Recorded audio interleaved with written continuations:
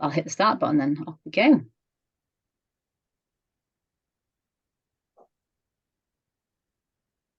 Good evening, everybody. Are we good to go? So, good evening, everybody. Thank you for coming along this evening to our webinar on awesome control of worms. Just for those that don't know me, I'm Ian May. I'm the regional manager, NSA regional manager for the Southwest. I'm also a sheep farmer on the southern edge of Exmoor.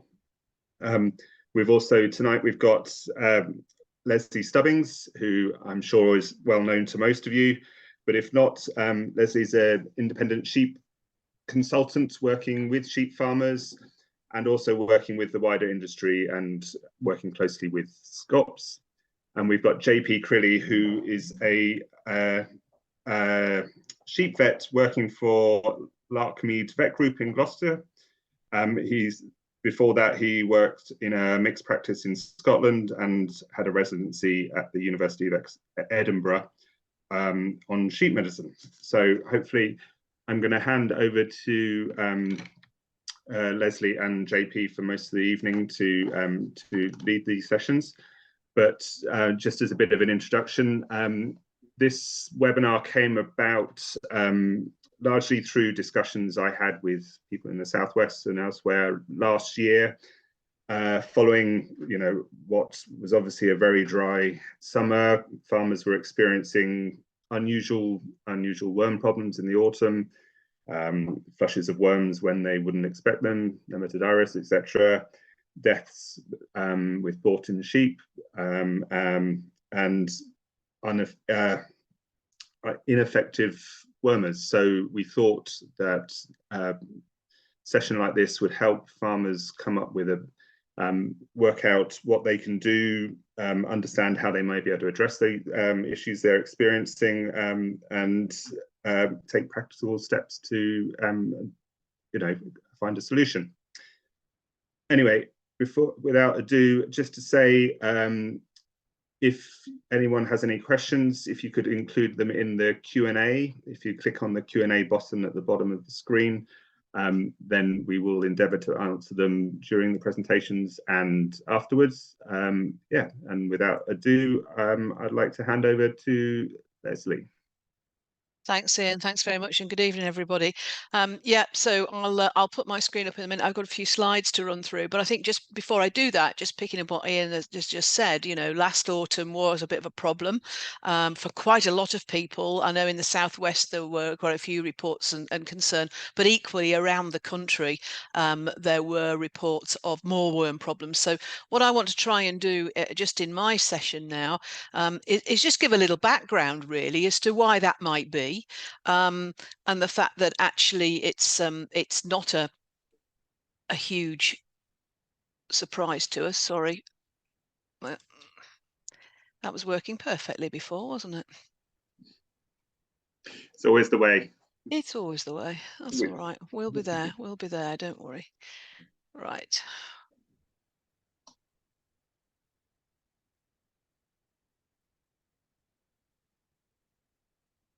Okay. You're still showing the full screen. It's all right. It's yeah. That's okay. I'm trying to get it to go on to presentation mode. That's it. That's it. Okay. Yep. Perfect. Good. Right. Okay. After that little break, so I just want to set the scene really as to why that might be, because I think we can understand what was going on. It wasn't some complete anomaly. Climate change has completely thrown everything into disarray. I think we can really try and understand what's going on as much as anything, as Ian says, to try and set things up so that this year is going to be different again, completely different. So really try and understand what's going on, and hopefully we can do a little bit of monitoring to stop these things creeping out of the woodwork and being a surprise for us. So if we just look at the Southwest, I went onto the Met Office website yesterday and just snatched these two rainfall graphs for, or maps rather, for last year.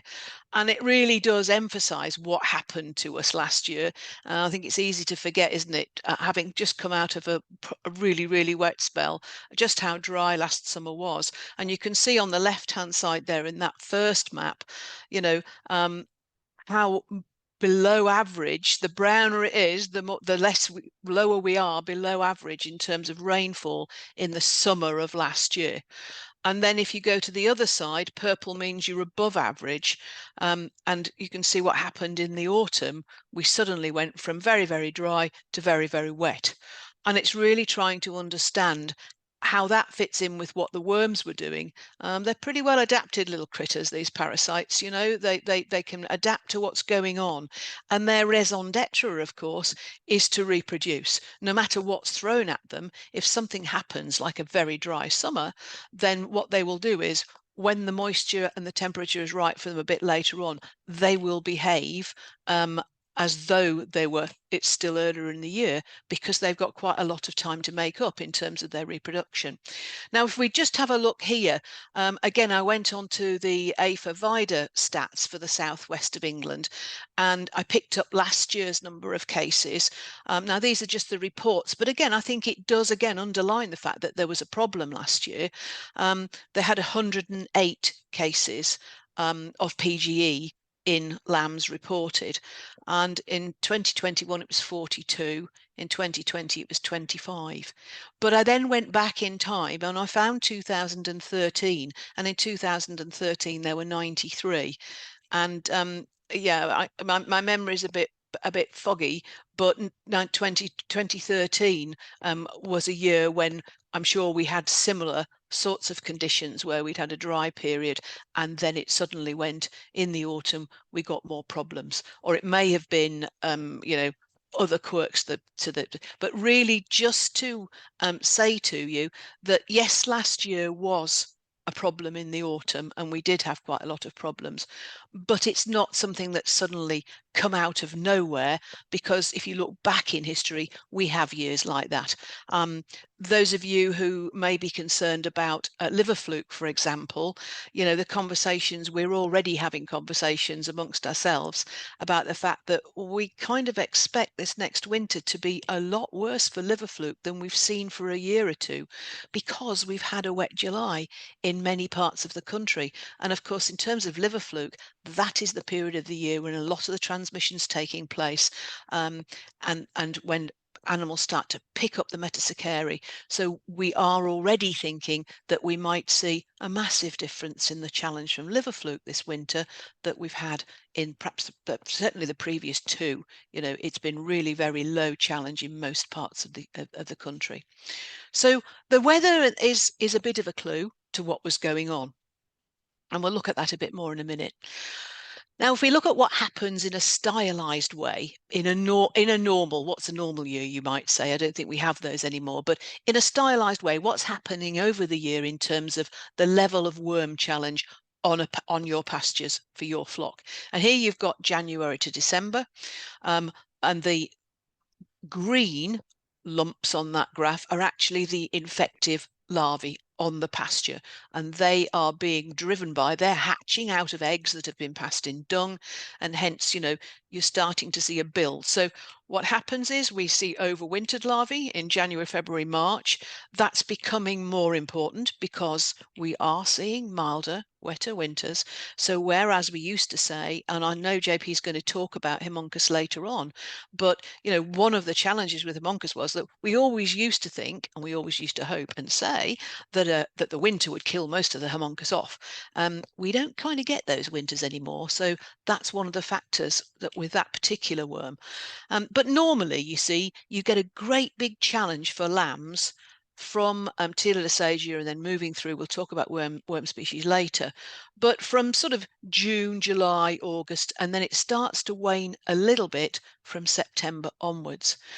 But in simple terms, what happened last year was that because it was so dry at the time when they normally would have been reproducing, larvae being eaten, they effectively, we'll talk about it in a minute, but they effectively went into almost a hibernation state in the very dry dry conditions.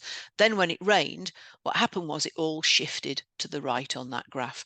So what we found was that we had a bigger challenge in the autumn. And as I'll come on to in a minute, that poses other little problems for us, which exacerbated the situation. The other point I just want to make while we've got this graph up here is that actually we are living in a false world if we think that the worm challenge suddenly drops off to nothing come September, October, November, December. So there's a general issue here, and that is that, you know, I'm hoping many of you on the call will be doing some fecal egg count monitoring, and you're doing it now. But what tends to happen in my experience is that we get to September and, oh, well, we think it's over and we stop doing it, and we stop monitoring as regularly as we should be.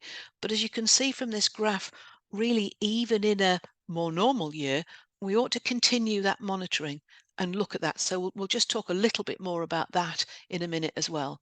So everything last year shifted to the right as the parasites had to wait basically for the moisture to come, and then all of a sudden they got what they wanted. And it's a little bit like Ian mentioned nematodirus, and it's a little bit like when we talk about nematodirus in the spring. And when we get significant disease in lambs is when the lambs are at that's an age when they haven't started to develop their immunity, which we'll talk about in a sec. But also we suddenly go from it being cold to a warm, from a cold snap to suddenly warming. And then what happens is you get, like on this great big green hump in front of you, you get this great big mass hatch of nematodirus. And those are the conditions when we expect to see the more serious clinical disease with losses and so on. And that's what our SCOPS forecast is trying to head up for you in terms of if there is those conditions should arise. So weather and changes in weather are really important. So in terms of fecal egg counting then, you know, I can't stress enough really that it's a monitoring tool, fecal egg counting. So, you know, just doing the odd feck here and there and using it as a quasi-diagnostic tool is better than not doing anything, but it's not going to provide you with as much information as you could be getting if you were doing some regular monitoring. And it is likely on occasion to you know, not be near enough the mark in terms of when you get that result, you could already be seeing problems in lambs if they're taking in a lot of larvae. And again, I think that did happen to people last autumn. We got this sudden rush of larvae, and if they take a lot of larvae L3s in at once, then that can cause disease before you start to see any eggs, because obviously the eggs are coming from mature worms, and those mature worms have taken maybe 2 to 3 weeks to get to the stage where they produce eggs. But if this sheep takes in a hell of a lot of larvae, and there you can see here the larvae rely on water, they go and they sit in the water droplets on the grass waiting to be eaten. If a sheep takes in a huge number at once and they haven't really met very many worms before, that again can give us some quite serious disease as well. So in terms of what we're measuring when we do a fecal egg count, we measure the number of adult worms within the sheep. But just be aware that, you know, sometimes if we get these really sudden changes in weather, what you also need to do is have been using your monitoring to get an idea of where your contamination hotspots are likely to be, and that's really helpful as well. As you go through the season, if you know where you've been getting some higher fecal egg counts through the season, you can begin to, if you like, risk assess which fields might give you a problem further down the line. So don't just use your fecal egg count as an indication of the need to worm. Use it as a monitoring tool, and also use it to just pinpoint areas where you think there might be a problem. And then you can, if you like, preempt what might happen later on. And of course, and JP will go on to talk about this. I'm not going to talk about this, and we'll talk about using fecal egg counts to look at how effective a treatment has been to see whether or not your worming system has worked as well as it should do. Just another point, and I've alluded to this, is that I think, again, what happened last year to some extent was that because we had such a dry period and the worms did effectively go to sleep, you know, they sit there in the dung, and that gets dried out, and they sit there and they wait for the moisture so they can complete their life cycle on the pasture and get up there in those little droplets to be eaten again. But what that also means is that our lambs that were grazing last year probably didn't meet as many worms and didn't have as much of a challenge to their immune system. Because what we also expect to happen by the autumn is that good, healthy lambs will begin to develop an immunity to worms. It's not solid, it's not like a ewes, it's not at an adult stage by the autumn, but it is starting to kick in. But it does rely on, it's a bit like having a vaccine or when we have a disease. The immune system has to be challenged for it to then recognize later on and produce the antibodies. And that will have been a factor last year as well. So, you know, bear that in mind always with lambs. If you have had a situation where maybe they've been grazing some green forage crops post weaning or whatever, and then you maybe put them back into a situation where there could be quite a high challenge, the effect could be quite dramatic. You know, it will hit them harder if they haven't got that level of immunity.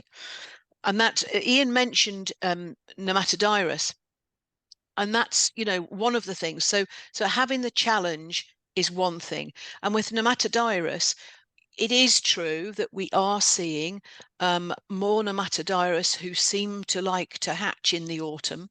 How serious a problem that is, we don't know as yet. It's something that is debated quite a lot of the time. But with nematodirus as well, if a lamb hasn't had a challenge with nematodirus early on in life, it will be pretty naive at this time of year. So, you know, you do have to watch that. I've seen ewe lambs come down from the north of England, for example, that haven't had a challenge, and they suddenly walk into one in September down here. Not a massive one, but it you know, it caused quite a few problems. Their general health is important. So obviously, you know, if they've had other problems, if they've had problems with pneumonia, you've got trace element issues or whatever, then that will affect their ability to be able to mount an immune response, particularly cobalt. And there's also a genetic element. I'm sure everybody is aware of the fact that there are quite a few people now trying to breed for what they call resistance in sheep. What actually that means is they are breeding sheep which have a higher ability, a higher potential in terms of their immunity to the worms. So rather than thinking of the sheep being resistant, think of them breeding sheep which have a higher level of immunity and can fight off a challenge better than doing that. And that will vary from lamb to lamb. So there's an element of that there. But it's really important that, you know, they get that challenge. If they haven't had it, then that's when we start to see it. So understanding what's gone on and where you are doing your monitoring is really important. Okay, I think at that point, JP, I am going to hand over to you, and I think mine's gone. Yep. Okay, great. Thank you very much, Lesley, for that and for your kind intro here. So yeah, I'm working primarily at first opinion farm animal practice in the southeast of England, and yeah, definitely last year we did see a very distinct pattern of worm-related disease. Very little over the dry periods in July and August, and then come September, when it started to rain again, we saw fly strike and worm problems all through that autumn. Just wanting to pick up on something that Lesley said there about lambs' general health, something that I thought possibly maybe played a role last year in greater susceptibility is, of course, just nutrition, just general nutrition, not talking specifically trace elements, but just general energy, protein. If they're challenged in that regard, they won't obviously be able to mount such a good immune response.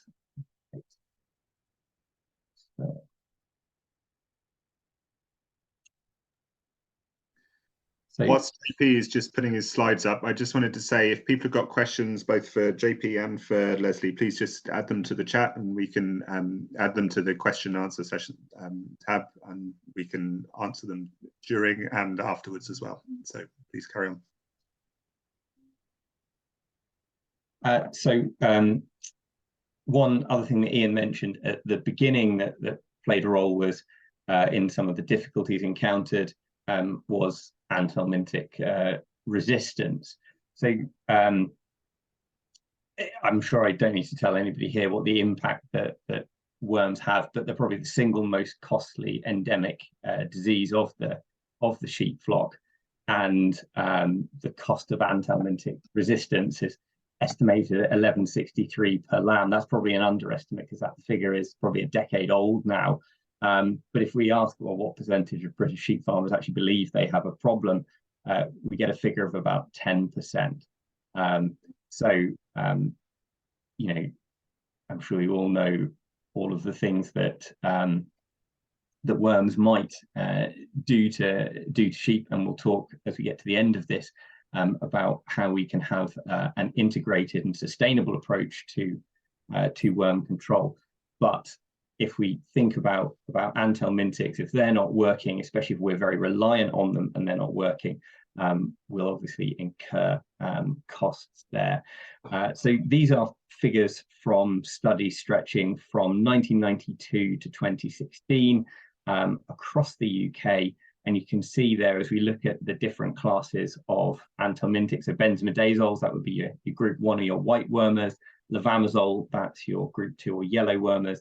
Macrocyclic lactones, mainly ivermectin in these studies, those are your group 3 or your clear wormers. You can see there that the general trend for the prevalence of anthelmintic resistance is upwards. Now, as we'll come on to talk about later, that is not to say that every worm on a farm is resistant to it. This is just talking about the percentage of farms that show evidence of there being resistant worms there. So those are the figures up to 2016. We have some more recent ones here. These are from a study I was involved in the south and southeast of England, and we can see there that farms showing levamisole resistance 72%, ivermectin resistance 89%. So resistance to those classes of anthelmintic are pretty common. Now, you can't just assume and say, all right, well, you know, they're very common, I just won't use them. It's very worthwhile to do the testing and find out actually, you know, do I have resistance present? What level do I have? And then actually to take it on again and finer again. So as will become clear as we go through the whole of this this seminar, this webinar, different worm species have got different preferences when it comes to climatic conditions, and so different worm populations, both in terms of species and actually even subspecies populations, predominate at different times of year. So some anthelmintics, where they might not be effective in the summer, they might be effective in the winter. So these farms have got some interesting, I think they're interesting, specific stories here. So if we look at Farm B there, shows that in 2021, ivermectin was ineffective on that farm. But if we looked in November 22, it was effective again. That was just a drench check. If we looked at levamisole, it was ineffective in February 23 on that farm, but whereas in 2021, it was only 32% effective, so very low efficacy in February 23. Yes, there was some worm still present post-treatment, but only at quite a low level. So quite a variation there in the effectiveness of those different classes of wormer in the summer versus the winter. This one here with Farm C just shows how quickly things can change. We'd done a fecal egg count reduction test there in December 2020 when ivermectin was effective. By the time we got to summer 21, ivermectin was ineffective. When we looked in October 22, ivermectin was still ineffective. So just interesting how quickly that changed. Farm G is, I guess, a nice case example. This farm has known that they've had levamisole resistant worms present for quite a few years now, so they've been quite reliant on ivermectin, using a bit of Zolvix and start it when we get it strategically, again something we'll talk about later. But because they have been obeying the SCOPS principles and they've been responsible with their use despite being quite heavily reliant on ivermectin, they've kept it effective.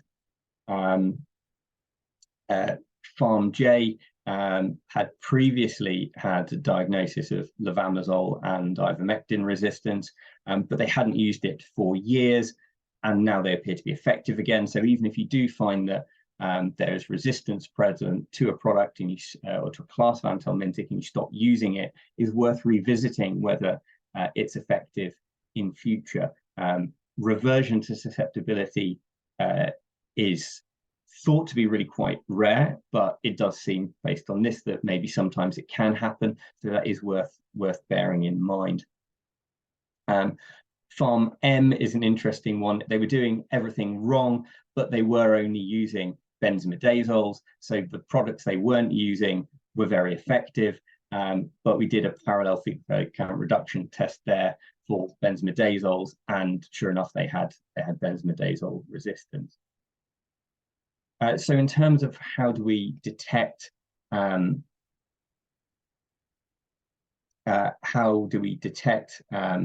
anthelmintic resistance? Oh, my screen appears to have frozen now. Oh, are we moving on here? Right. So if we look at this picture here that's taken from a reasonably recent study, this is asking sheep farmers what behaviours they're doing, and we say, right, well, what behaviours are they doing that are selective for anthelmintic resistance? You'll see there 87% have never tested for anthelmintic resistance. So hopefully I can persuade you that it's something that's relatively easy to do and very much worthwhile doing. So how do you know if you've got a problem? The issue is that obvious failure occurs quite late. You could be having quite a lot of subclinical losses. The wormer isn't working fully, you're losing productivity, but it maybe won't be obvious to you that that's the case. So we could detect treatment failure by doing what's referred to as a drench test. So this is simply to say you've treated some animals, you take samples from treated animals after treatment to basically check that the worm egg count is 0. Okay. The time interval post-treatment does depend on which class of wormer you've used. So if it's levamisole, it's 7 days. If it's benzimidazoles or macrocyclic lactones or monopantal, that's Zolvix, then it's 14 days after treatment. And we're basically just taking the sample to say, well, did that treatment work? Yes, no. If it hasn't worked, well, that might be anthelmintic resistance, but it might be that there's been underdosing, incorrect administration, incorrect storage, the product's faulty, there's been miscommunication, and actually the treatment didn't occur. So a drench check isn't necessarily a diagnosis, but it might very much raise suspicions that something's going on there. If we wanted to diagnose anthelmintic resistance, then the thing we rely on most commonly is the fecal egg count reduction test. There are a few lab tests for some of the classes of worm that look at the ability of worms to hatch out of eggs having been exposed to the product. And then there are the dose and slaughter trials. But given that most people don't want to kill a load of their lambs just to see whether or not the wormer worked, we're pretty much talking about fecal egg count reduction tests most of the time. And what's different about this to the drench check is it does compare the fecal egg count before to the fecal egg count after treatment, which enables us to put a figure on how effective it's been. We do need the pre-treatment fecal egg count to be at least 200 eggs per gram, and what we're looking for is the wormer to be greater than 95% effective. So we want a group of 10 to 15 sheep per wormer class. Ideally, we want individual weight. We sample the individuals directly, label those samples, and mark the individuals. If they don't have ear tags in, get the spray marker out, and then we dose them accurately with new, correctly stored product, correctly administered. If you don't trust your dosing gun, then use a syringe to make sure that they get the correct amount. And then we sample those individuals again at the appropriate interval, and we do individual worm egg counts before and after. So fecal egg count reduction test, yes, it's more time consuming, it's more expensive. We need to catch the same individuals again, but it does identify anthelmintic resistance and it classifies the effectiveness of the wormer. What the Animal Health and Welfare Programme, which I hope everybody here has heard about, is if you signed up for that on the sheep side, you do need to test for anthelmintic resistance, and they've come up with a sort of a modified version of the fecal egg count reduction test. You are limited in the labs you can use with that, so it's APHA, Carmarthen, BioBest, and Technion, who are people that run FECPAC. And in this case, you may only do it on lambs. You sample 10 to 15 samples pre-treatment, you send it to them, and rather than do them individually, they do a composite egg count. So they will weigh out precise amounts from each one and combine them together. Then you treat them, and then you resample them again at those same intervals. And then again, they do a composite egg count. So it doesn't need to be the same lambs, it's just the same group. I would probably urge you, if you can, to sample the same lambs, but that then gives you not as precise a figure as we get from a true fecal egg count reduction test, but certainly a pretty good idea of how effective those treatments are. So species diversity among worms, Lesley's alluded to it, and I've spoken about it. And that study there that I showed you with the anthelmintic resistance, we also sent samples from that off for speciation. So the percentages of different species that are present pre and post treatment can be seen here. So the different colors are different species, and they sort of show you the proportion that they were recovered in. And you can see we've got Haemoncus in there, Teledossagia, Trichus strongylus, little bits of Cuperia and things. The other thing you can see is that pre and post treatment we tend to have a big decrease in the species diversity, which indicates that when we've got resistance, it's one species or one or two species that are resistant to the wormer, and the others are not. And where this comes in, when we move on to talk about Haemoncus, is that if we know that the worm species that's currently causing us a problem is still susceptible to a particular class of wormer, then obviously we can use that wormer to tackle the problem being caused by that worm.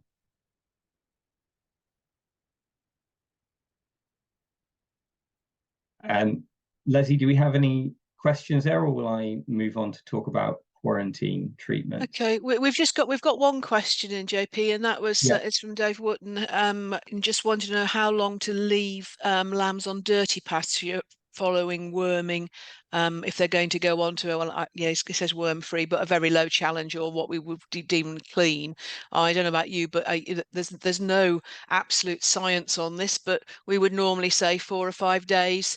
But it depends on how dirty the pasture is that they're on. But what you're trying to do there is to just pick up a mixed population again, so the lambs don't go forward onto the new grazing just with any that have survived treatment. So I don't know what you think about that, JP, but I would normally say 4 or 5 days, but yeah, it kind of it's a little bit loose. Yeah, I would agree. Sort of 4 or 5 days is a good place to start. I think some of the points you made before, Lesley, about using your worm egg counts to know how contaminated a pasture is will give you a clue. You also need to bear in mind the type of worm you're using. Is there any persistent or residual activity or not? Because that will also impact this.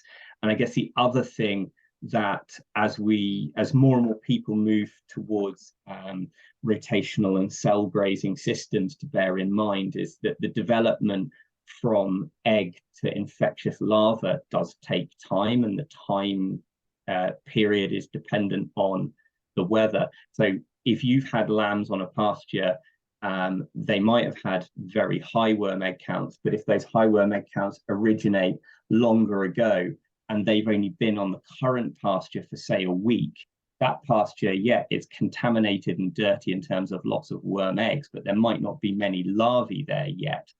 And to treat them and then move them on after 4 or 5 days, they may not actually have picked up that many worm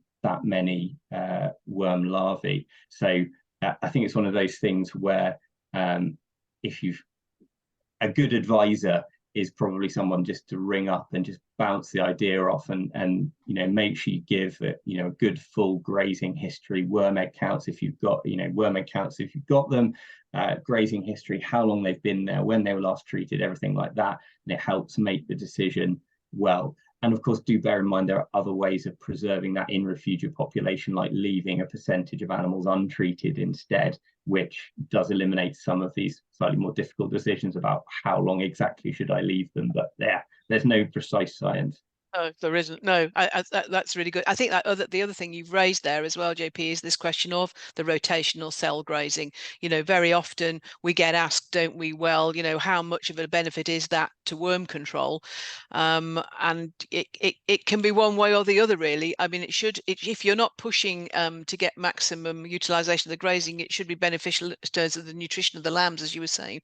But sometimes you've got to be really careful, and if you're doing your monitoring, again, you need to do that monitoring, because if you're not careful, you can move them around into a perfect storm. So you move them back into somewhere just as there's an explosion of larvae. So, you know, again, it comes back to knowing what's happening on the ground, doesn't it? It does, yeah. And actually, I had a scenario precisely like that on a farm one time where, as Lesley spoke about before, actually with their rotational grazing system moving around, the lambs were always moving away from worm larvae, so they were kind of perfectly naive until they completed the cycle and came back to the beginning again. And because a month had passed, then all the eggs they'd deposited there when they were first there were now infectious larvae, and they sort of walked straight into the face of it and got a big challenge in one go. And that does tend to hit lambs harder than a gradually increasing challenge. So rotational grazing is good until you've been round the cycle once, and then after that you have to apply all the rules that you would do even if you're set stocked.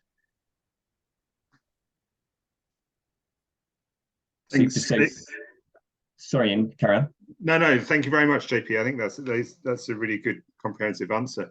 I was wondering, I've got a slightly different question on the comprehensive testing. I was wondering, is there a specific time when you would look to do the comprehensive test, or whether it's just when you're experiencing a problem and therefore that's the most appropriate time to test across your wormers, etc., or how would you go about it?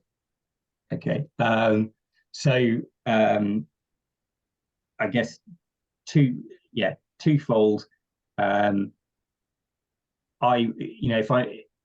If I'm in a situation where sorry, let me start again.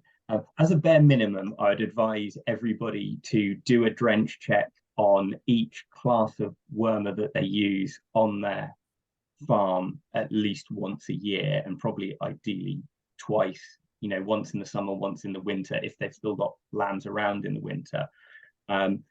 For a fecal egg count reduction test, the bare minimum, let's say that the Animal Health and Welfare Programme asks you for is to test one class of wormer. I'm in favour of suggesting, well, maybe you should test all the classes that you think that you will be relying on relatively early in the season, just because then at least you don't discover that you've been using a wormer that's ineffective all summer long.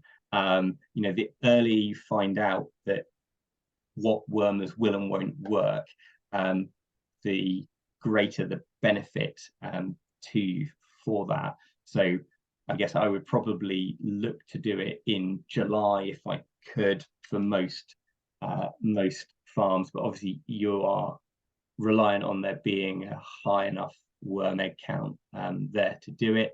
And then again, in an ideal world, if I have a farm where I'm keeping lambs on into the autumn and winter, it is something that I would then look at maybe repeating later on in the year, just to see, is it constant or is it not? Because as I said and showed with a few farm examples there, we can find anthelmintic classes that don't work in the summer that do work in the winter, or vice versa. Again, it slightly depends on the management of your lambs. So if come November, or let's say, pardon me, if come October they move on to cover crops and never come back off, well, actually, because worm larvae are adapted to move up and down grass stems, you know, on cover crops, transmission is maybe less likely. I don't want to say it's impossible, but it's less likely. You know, if provided they don't go on to those cover crops with a high worm burden, they're unlikely to pick one up there. But if you're keeping lambs on into the autumn and winter on grass, then I do think it would be a good thing to do. But I guess my priority would be to work out what's happening in the summer, because it's the late summer, early autumn that we face the highest challenge from worms in most years, like Lesley showed in that diagram near the beginning. Brilliant. Thank you, JP. So just a very brief one on quarantine treatment. So hopefully I've made you all aware of anthelmintic resistance if you weren't already. And we'll talk about how we can become less reliant on anthelmintics later on. But this is the time of year when people buy in sheep, be that tups, be that female replacement, and in those sheep can come worms that carry genes for resistance to classes of wormer that you are currently successfully using on your farm. And when we talk about quarantine treatments for worms, what we're trying to do is exclude those worms. So think about quarantine as safeguarding the effectiveness of the wormers that currently work on your farm. So as I said, it's to prevent the import of genes for worm resistance in worms. And that's why we don't actually particularly care whether the worm egg count in the incoming sheep is high or low, because if it's a low number of worms with genes for wormer resistance, well, hey, those genes are now in your worm population just as effectively as if they'd come in a large number of worms. So this is something, probably about the only occasion where you'll hear us say, just use the wormer. What should we be using for it? Now, in an ideal world, we'd use both Monopantel and Quantel. Certainly, we should use one or other of them. Now, Quantel is not currently available and won't be available this autumn, unfortunately. So we are confined to using Monopantel. The reason for using those is that currently resistance to them is quite rare. If you think back to the figures in the last section there, where we're talking about, 100% of farms having benzimidazole resistance, 80–90% having ivermectin resistance, 70–80% having levamisole resistance. If you're looking at those figures, if you try using one of those wormers as a quarantine treatment, it's probably not going to work. All you're going to do is ensure that the only worms that now arrive on your farm have got the genes for resistance. So who should you treat? All incoming sheep, and that includes returning sheep. So if you send sheep away grazing somewhere else and then you bring them back, unless you are the only person that grazes that other bit of ground, those animals should be quarantined. If you are a smallholder and you share a ram with someone else, when he comes back, he should be quarantined. So all sheep that have been onto other grazing that you do not fully control should be quarantine treated when they come back, because it's perfectly possible that that other farm, that other bit of grazing is, has worm larvae on it that have genes for resistance to the wormers you're currently using. Your sheep have been there, they've picked up those, you need to make sure those don't come back. When to do it? As soon as they arrive, yard them for 48 hours, and then turn out onto dirty grazing. The reason for that is 48 hours, that's enough time for worm eggs that were already in the gut at the point the wormer was given to be passed out, and we want them to be passed out, onto a concrete yard or into a shed so that larvae aren't getting onto the pasture, and then we turn them out onto dirty grazing. This might seem a bit counterintuitive. Hey, Mr. Vet, you've just told me to spend a lot of money on one of the more expensive wormers, worm all of these sheep, and now you're saying go get them infected again. That's exactly what I'm saying. And the reason for this is, if there were to be a very small number of worms that had survived those treatment and we were to put them onto a clean grazing, now we would end up with a worm population on that pasture which would be all resistant to Zolvix, let's say. Whereas if we put them into dirty grazing, then they are a drop in the ocean. If genes for resistance are present in a worm population, in 1% of the worm population, we don't much care, because we can successfully treat 99% of the worms on the farm. That's fine. What we don't want to do is end up in a situation where 10% of the population are resistant to worms, still less 20, 30, 40 or so on. So that's the rationale behind quarantine. That's why you should apply it to all returning sheep, and that's how you should do it. Any questions at this point? I don't see anything in the Q&A at the moment, JP. Anything in the chat? No, you're okay. No. Okay, great. Yep. Super. Am I handing back to you at this point, Lesley, or? Are you going to carry on to Haemonchus? I can certainly carry on to Haemonchus, yeah. So Ian mentioned Haemonchus contortus. This is a worm I'm particularly interested in, I suppose. If it's a bit sad to have a favorite worm, then I guess I'm just a bit sad. Haemonchus contortus is of concern and of interest. It is one of those worms that colloquially or previously people used to say, oh, that's a tropically adopted worm. That's kind of a misleading thing. It is the #1 worm problem in both Canada and Sweden, neither particularly tropical the last time I checked. And there are a few facets about it that make it maybe a little bit different.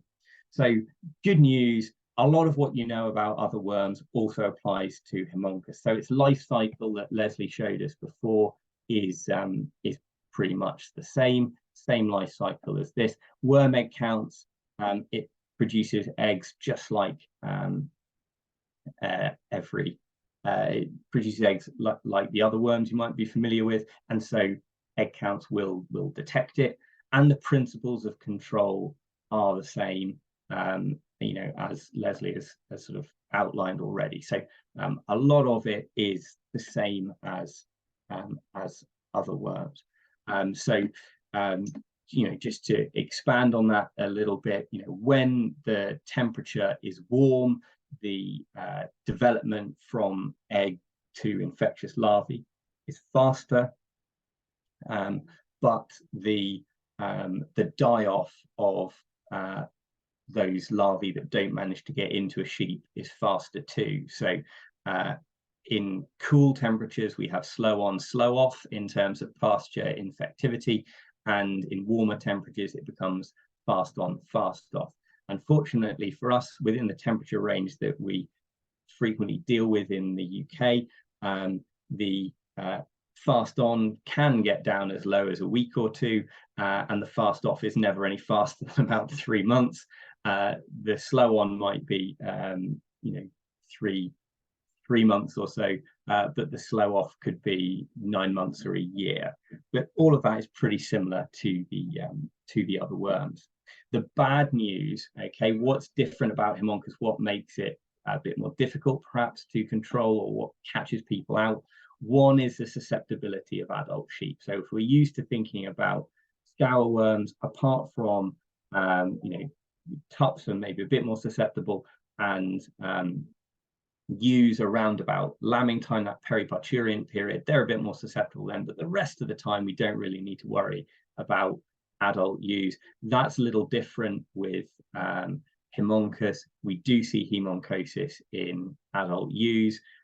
We do see it in rams, you know, we do see it in adult sheep.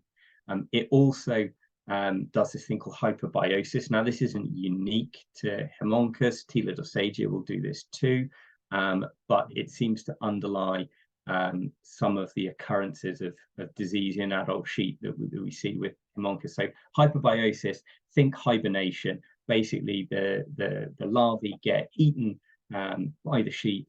They rather than developing fully to adults there and then, they go dormant in the lining of the abomasum, the fourth stomach, and they sit there dormant until the following spring, and then they activate.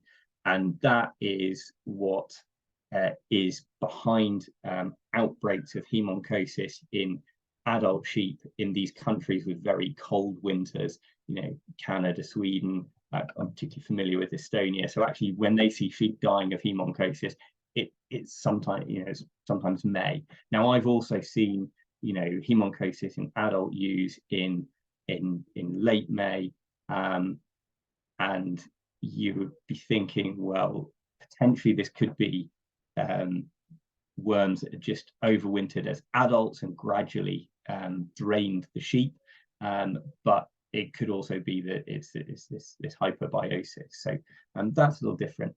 Different clinical signs. This is a big one. Haemonchus by and large does not cause scour, and so if you're used to saying, well, if it's not scour, it's not worms, this is going to catch you out, and this is because the main way that this causes disease, this worm, is by sucking blood. It attaches to the lining of the fourth stomach, the abomasum, and it sucks blood from there. And you can see there the red and white stripes on those worms that gives it the barber's pole name. The red bit is its gut, all full with blood from the sheep. So if you imagine you can have many thousands of these in the gut, you can imagine how much blood they can drain. So what we tend to see in terms of clinical signs are pale animals, because they're being drained of the red blood cells. Blood protein levels drop as well, and this leads to accumulation of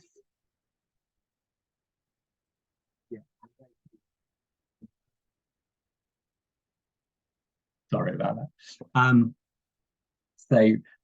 There is the accumulation, or the worms also decrease the level of blood protein, and that means that fluid can accumulate under the chin to give you this kind of bottle jaw appearance, and then the animals are, you know, very lethargic, as you might expect. The other thing that's different about Haemonchus is its huge biotic potential, which is kind of a posh way of just saying that it produces an awful lot of worm eggs per female worm. So whereas, you know, Nematodyrus might produce under 100 eggs per female worm per day, your Telodossages, your Trichostronguluses, your sort of scour worms might produce several hundred. Haemonchus will produce several thousand, up to tens of thousands of worm eggs per female worm per day. In fact, in those worms, you can see in the picture there, the white stripe is actually its ovary. So it's enormous potential to produce eggs, which means that when conditions are right, numbers can increase very quickly indeed. So here's some other good news about how Haemonchus is different, but in a good way. The first is that through some complete quirk, peanut protein, peanut agglutinin, will stick to Haemonchus eggs and only Haemonchus eggs, which means that if we fluorescent label the peanut agglutinin, we can tell what percentage of eggs are Haemonchus eggs. And so if you've got high worm egg counts, you want to know, well, is this Haemonchus or is it, other worms? We can actually answer that question relatively quickly and relatively cheaply, especially at the minute, because APHA are now offering this differential Haemonchus egg staining for only £20. So well worth doing. Now, why is it worth doing? It's worth doing because we've actually got some treatments that are effective against Haemonchus, but not the other worms, specifically closantel. And that's because closantel binds to blood proteins. So the only parasites that suck blood will be exposed to the closantel. So this makes it very effective against Haemonchus, but it's not going to affect the other worms, the scour worms, because they don't suck blood. As a result, therefore, this kind of takes the pressure off the other wormers that we might want to use to control those scour worms, because if it's mainly a Haemonchus problem we're dealing with, we can use a Haemonchus specific treatment to deal with it. And the other two things, I've put them in brackets because neither is sort of currently easily available in this country. One is Barbavax, which is very excitingly a worm vaccine. It's used very successfully in Australia, South Africa, South America.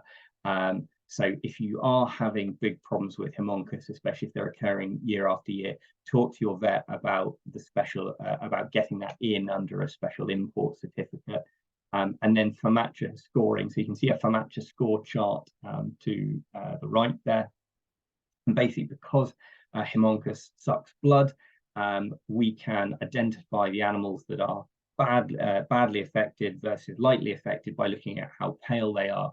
And a FAMACHA score chart is just a way of sort of somewhat quantifying the color of the mucous membrane, the inside of the lower eyelid, and to say, right, well, this animal is only mildly affected, doesn't need to be treated. This animal is badly affected and will benefit from treatment. And that enables us, rather than having to treat the whole group, only treat animals that need it, that will benefit from it. And this reduces the amount of worm that we use overall, which decreases selection pressure for resistance, saves you a bit of money, and also will help us identify animals that maybe are intrinsically, genetically, as Lesley mentioned, a bit more resistant to infection with Haemonchus.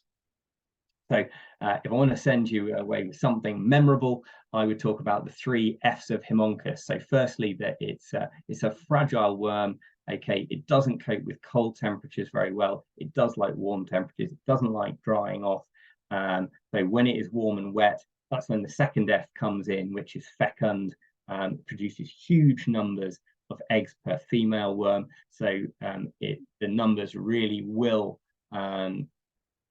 ramp up very quickly if conditions are right. And lastly, FAMACHA, not necessarily that you have to be doing FAMACHA scoring, but it just helps you remember the main clinical sign is pallor, anemia, wasting, bottle jaw, but not scour. So there we are. That's Haemonchus in as short a space as I can talk about it. Brilliant. Thank you very much, JP.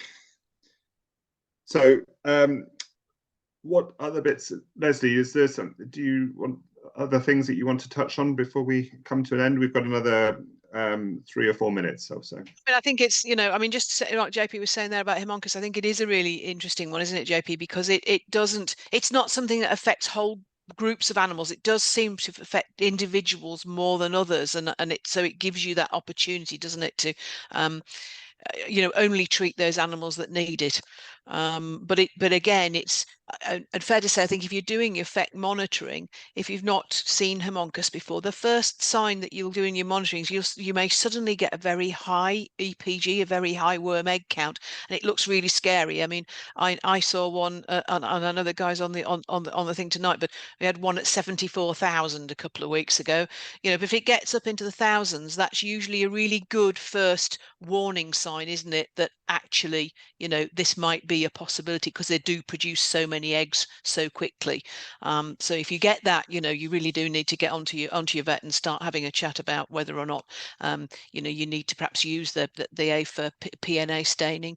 One of the things I think to say as well, and JP's alluded to this in the work that you were doing with your resistances, that we are getting closer now to having a commercially available, affordable, usable system of speciating worms when we do this testing. And as you've heard tonight, you know, with anthelmintic resistance, it's really important that, yes, you get started, but that if you have one result that shows that maybe one or other or more of the groups isn't working, just don't panic, because the chances are that some of those groups will work at different times because of the different worm species.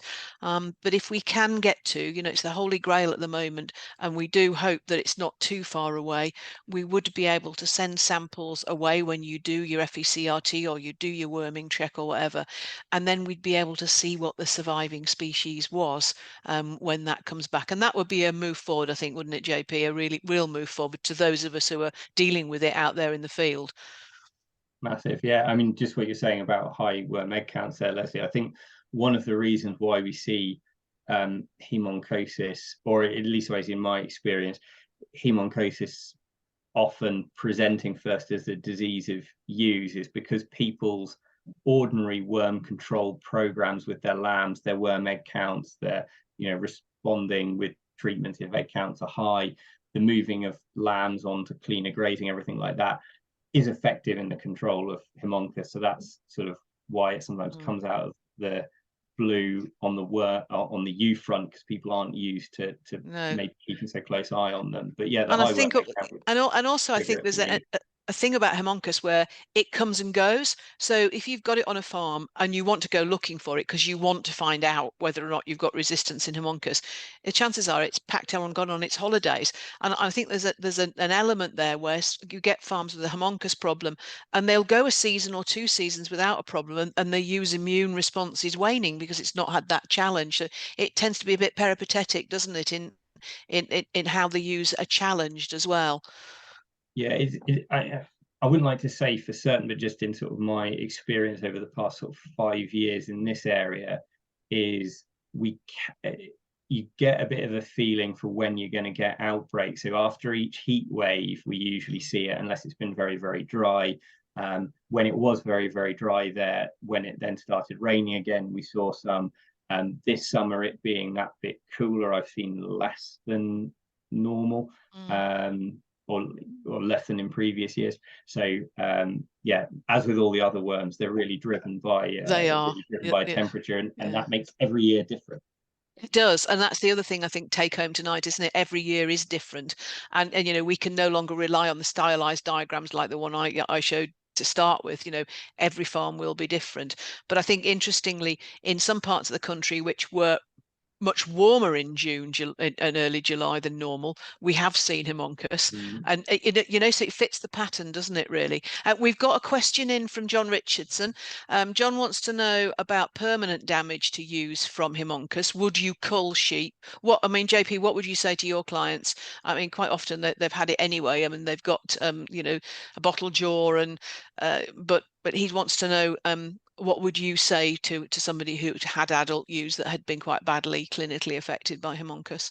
I mean, there's no reason why they shouldn't fully recover once you've sorted the problem out, but that could be a very slow process because they often are, you know, they do take a big hit from it. You know, it'll take them obviously time to replenish all those missing red blood cells, replenish all that missing protein, and then put on the condition again. So they will take a while to come back from it. I think it's something that I would probably build into farms where it's a problem that occurs year after year. Would be animals that seem to be particularly susceptible.